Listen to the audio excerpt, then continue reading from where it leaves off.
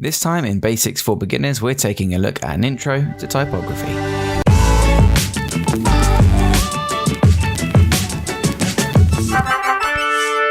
Tip Tut. This series was recorded during the coronavirus scare, and due to spacing issues in the house, we'll have no webcam. Sorry about that, but hopefully you can still learn something from this tutorial series. Hello everybody and welcome back to Tip Tut, and welcome to another Basics for Beginners episode where we take a look at typography theory. This time we're taking a look at the basics of type. What is the most basic question? Well, that is, what is typography? Typography is the art of working with type, otherwise known as text or copy. So in the same way that designers would work with the visuals of a piece, it might be the images, the illustrations, typographers work with the text. They imbue their designs with meaning and import and ideas to connote certain ideas about the type, the text that they're making. How is this done? And what is important about that? Well, first of all, good type should be legible, and legibility basically means the ability to understand what it is that is trying to be communicated, and that's in type generally considered with readability. How easy is it to consume and understand the text as we normally interpret it? We normally interpret it as text that connotes a word. How easy is that to see the word? That's readability. Legibility, readability, other factors of type are all influenced by different components that make up the typeface. And some components here are all highlighted in yellow, as you can see in these selections over here on the right. We'll go through all of this, but before we do, we should probably explore some basic terminology. So, typeface and font. What are they? What's the difference? A fun fact for you is that typefaces used to relate to physical pieces of metal that a typographer would have. They'd line them all up in a little row, like so, to form sentences within books, and then ink was pressed against these to create the page in a book. Kind of like how a typewriter works, but you lay out all these individual blocks by hand. That is a typeface. So all of the characters, numbers, letters, glyphs, punctuation marks that make up a complete typeface would be every single different weighting and font in that typeface. So, for example, a typeface would be Times New Roman. A font within the Times New Roman typeface would be Times New Roman Italic, for example. So the font would be all of the italic characters within Times New Roman. Some people also attribute size to that as well. So Times New Roman Bold 12 point is a font within the Times New Roman general typeface. These days, they're largely interchangeable because everything's digital now, but back in the day, that was obviously a very important distinction. Some more pieces of general terminology then. Copy. When somebody refers to copy, they're usually talking about all of the text that makes up a piece of media. For example, someone might say, "Can you send me the latest copy for the product brochure?"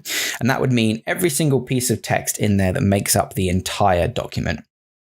A character is generally referred to as any letter, number, or symbol used in a typeface, sometimes referred to as glyphs. Largely they are interchangeable. I'm sure some typographers are going to get angry at me because A, I don't know, and B, I won't explain because I don't know the intricacies of what the difference between a character and a glyph is. As far as I'm aware, a character is something like an uppercase or lowercase letter, and a glyph includes all of the punctuation, but that could be horribly wrong. Typeface categorization then. How do we define different typefaces? You've probably heard of things like serif and non-serif and script and stuff like that. So I thought it might be worthwhile to just break these down. So they're categorized based on their components, and different styles suit different situations. So some are easier to read in print, for example, and some will work better on digital displays. You've probably seen serif fonts. All these little extra tiddly bits on the end are called serifs. They're usually used in print, And that's because it's argued that these little extra add-on serif sections here, which actually are layover from the days when we used to physically chisel letters into stone, that makes it easier to read in print, whereas leaving these out arguably makes it easier to read on a screen. If you imagine the age-old days of computer screens where the full resolution was something like 128 by 128 pixels or even less than that, really terribly small monitors, all these little details would have been lost and it will probably cause some confusion. So that's why people argue that sans serif fonts are better for digital displays. But let's go through them one by one and just show you what they all mean. A serif font then. So serifs are the small lines and flourishes that accent certain typefaces. So these little bits on the end, yeah? They're usually considered more traditional and therefore portray a sense of trust and reliability. I've already said they're used often in print, and where they argue that the serifs aid with readability in both body copy and titles or headlines, which is larger or smaller sizes of fonts. The benefit of this is up for debate, however. You can argue it either way, but it is largely agreed they are easier to read. So there are loads of different subclasses of serif, and I'm not going to go through all of them, but feel free to explore these further. They basically started off with the humanist or old style in, I think, around the early 1400s, and since then have grown to transitional, neoclassical and didone, slab, clarendon and glyphic. So all of these mean certain things. Slab, you can probably guess, are these large blocky styles of serif, yeah? And the humanist and transitional ones are some of the more original ones. As they're moving on to the glyphic and clarendon, they're the more modern things, maybe like worker or Gin 18 point. Yeah. Sans serif then are typefaces that do not have those little flourishes on the end, and that's generally considered the only difference. They're also generally considered more modern and first appeared during the 1700s or the 18th century. Largely, they are more approachable, friendly, and modern, and you see a lot of the time these days sans serif fonts used in conjunction with serif fonts, especially on web pages and things. They're good for conveying a sense of playfulness or a simple nature because the shapes themselves are much, much simpler in their form. There are different styles of sans serif as there are different styles of serif. Grotesque and neo-grotesque, humanist and geometric. Again, you can probably guess. Century Gothic is a geometric sans serif, although also it's one of the older ones, so it's probably grotesque as well. Again, lots of typographers are probably going to get angry at me. There's a whole world of this, so please go and explore it yourself. Moving on. Excuse me. Script. Script typefaces look like or supposed to emulate handwriting. There's generally two types, which is going to be casual and formal, and you can probably see just at a glance what those two types look like. Okay, they're fluid, they flow, they can convey a sense of elegance and importance. That's usually going to be the formal type. Casual typefaces, on the other hand, are more playful and approachable, but can look amateur and can be quite hard to read. That's both formal and casual, can be quite hard to read. Display and decorative then. So these are largely fonts that work best for titles as opposed to body copy. So they are not intended for large amounts of text. You can probably see that if I wrote this paragraph here in this rounded text down there, it'll probably be quite hard to read. So they're usually more artistic. And they are used and modified in logos a lot of the time. So usually they'll take something, and they might round off the corner of some text here and use that in a logo or something like that. They're usually used to draw attention rather than to convey a lot of textual information.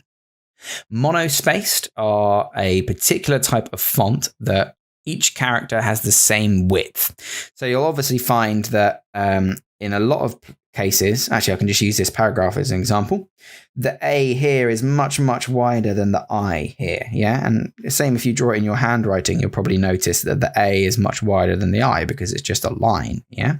In monospaced, as opposed to proportional, in monospaced they're all equally distanced. So the A is the same width as the B is the same width as the C.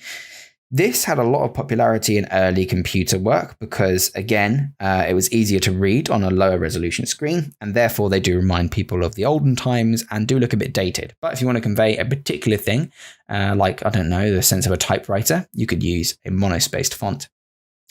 Then there's dingbats and speciality typefaces. Now, these are, that should say dingbats. I'm gonna scribble that out.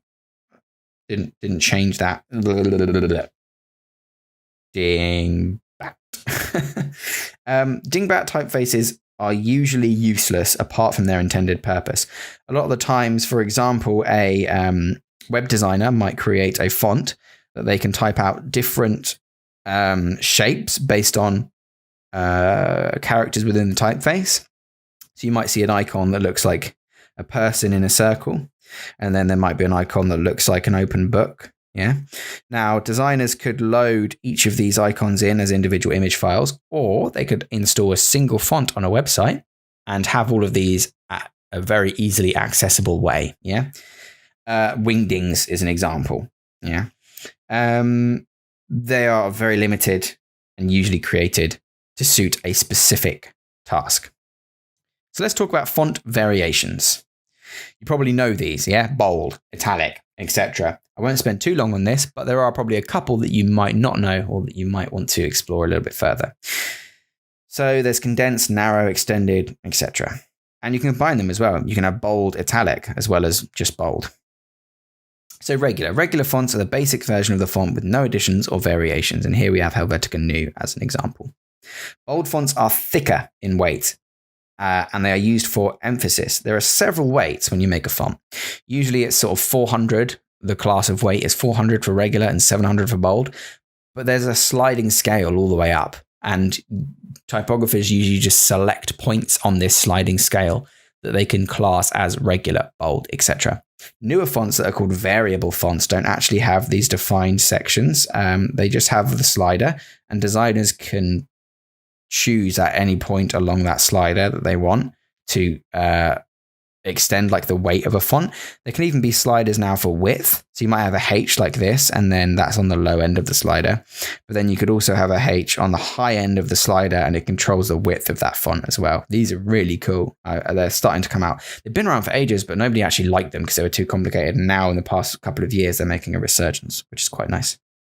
Oblique and italic are largely interchangeable. Oblique tends to be for when there is an actual designed oblique slanted font. Yeah. So if somebody has included an oblique font in their typeface, it'll be called oblique. If you are making a font italic, it doesn't necessarily have a specifically designed type font in that typeface. It could just be that the word processor or whatever you're using will just be slanting or skewing that particular thing. And I think that's the difference between oblique and italic. Just a modification of the regular font where it is skewed, essentially.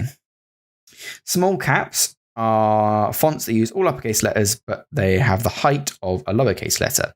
So obviously this is your capital letter, and this is technically your lowercase letter, but it uses the same style as the uppercase letter, just smaller. Using older print formats, the first few words or sentences in large bodies of text, sometimes in magazines, that sort of thing. Narrow or condensed fonts are generally the same as the normal font, but they've just been squished inwards a bit. Okay. Usually used in subtitles or for variation or to call attention to specific text, not used in large copies. And extended is the opposite of condensed. Yeah, the text has been stretched out, exceptionally good at drawing attention, but useless for large bodies of text because they take up so much space and are difficult to read. Lastly, then, let's talk about font size. So traditionally, a font is measured in points, which I think is equal to like a portion of an inch. So an inch is divided into 72 points, and a font size of 72 points, therefore, would be 1 inch tall. So occasionally, the font size might be determined in other ways, such as pixels, or you might have seen ems or percentages, but largely these are all just relative, whereas point is a fixed amount of size. So that's it for this episode, but this is part of a larger series. Next time, we're going to be taking a look at the anatomy of types, all these things that make up typography, yeah? What's this horizontal stroke called here? What's this little bit on the end? What's this bit on an eye called? It's called a tittle, which is hilarious. What's, this horizontal bar? What's this stem called? Well, it's called a stem, I just told you. What's this little gap in the A called, yeah? That's what we're going to be exploring next time around. So I just wanted to say thank you very much for joining me on this journey. I'm excited about this series, and hopefully you'll stick around for the other episodes where we'll dive into this world of typography a little bit further. Thank you very much for watching, everybody, and I'll see you next time on TipTap.